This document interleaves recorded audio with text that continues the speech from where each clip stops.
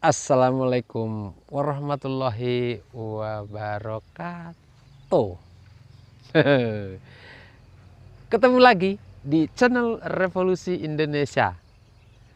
Kali ini saya mau mengajak seluruh bangsa Indonesia, siapapun, di usia berapapun, apapun, dari golongan manapun, apapun agamanya. Ada petunjuk di Al-Quran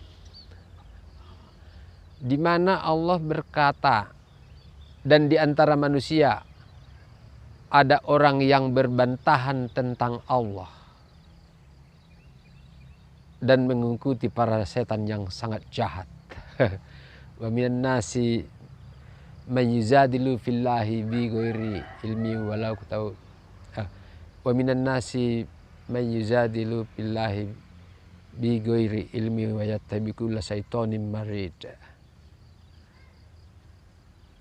Jadi kita dalam menjalani hidup ini selalu mengikuti setan yang sangat jahat.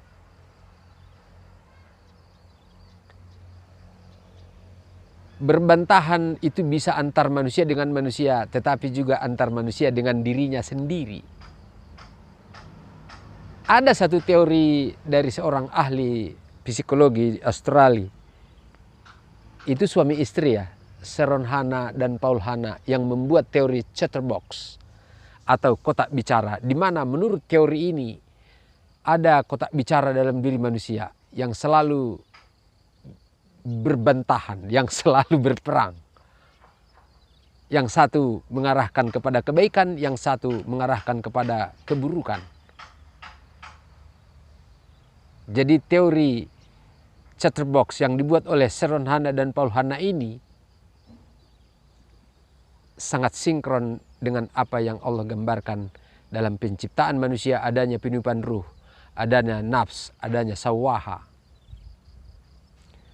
Dan ayat yang barusan saya sebutkan, di antara manusia ada yang berbantahan tentang Allah dan mengikuti para setan yang sangat jahat. Jadi kita bicara mengikuti pikiran, itulah setan. Dan setelah ayat ini, di beberapa ayat kemudian Allah, setelah ada penjelasan beberapa, kemudian Allah mengulangi lagi ayat. Wa minan nasi may yuzadilu fillahi bi ghairi ilmi wala hudau wala kitabim munir. Lah ya kan? Itulah yang Allah kehendaki.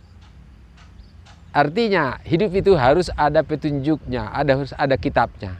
Kalau mungkin kita sebagai manusia, antar manusia di dalam kehidupan, tentu ada kitab pemberian Allah, Al-Quranul Karim.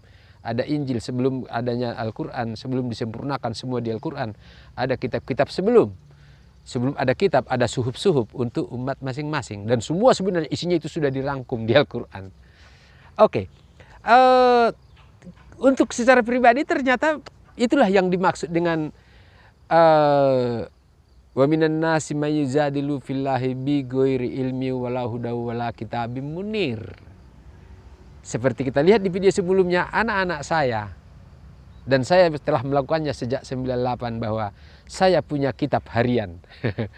Malam hari saya tulis untuk target luar biasa mustahil bisa dilakukan oleh manusia. Secara pribadi, secara keluarga, secara sosial, secara karir, secara agama, saya buat target mustahil. Tetapi insya Allah hampir semua yang mustahil itu terjadi setiap saya menorehkan prestasi dahsyat setiap hari.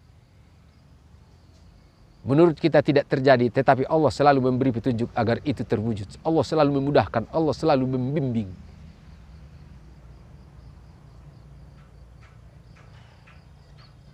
Berarti saya tidak mengikuti pikiran, tetapi saya mengikuti bimbingan Allah melalui tulisan-tulisan yang saya jadikan doa.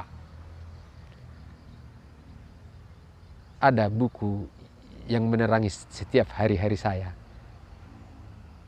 Buku itu apa? Ya tulisan saya sendiri setiap malam, seperti yang dilakukan oleh anak-anak saya yang sudah kita lihat di video sebelumnya. Apabila ini juga dilakukan oleh seluruh keluarga di negeri ini, dalam sekejap bangsa kita akan menjadi negara yang bagai surga. Karena semua orang-orangnya dalam bimbingan Allah melalui dinillah. Bisikan Rabbani ada dalam setiap hati manusia. Cahaya Al-Quran ada dalam diri manusia. Mungkin ini juga yang dimaksud. Semua manusia adalah manusia Al-Quran. Karena kalau sudah menuntaskan Al-Quran dalam 4 hari, semua bercara pandang, bersudut pandang, bercahaya Al-Quran. Tentu dia manusia Al-Quran. Tapi ini hanya sebatas cerita ketika para ahli dan ulama dan pemerintah tidak menjadikan ini sebagai cara hidup di negeri ini. Tak ada gunanya satu keluarga, 2 keluarga, satu kelompok orang melakukan hal kebaikan. Yang paling indah di Indonesia adalah gotong royong, melakukan bersama-sama. Itulah warisan leluhur kita. Mari gotong royong mewujudkan bangsa kita menjadi bangsa yang bagai surga. Terima kasih. Assalamualaikum warahmatullahi wabarakatuh.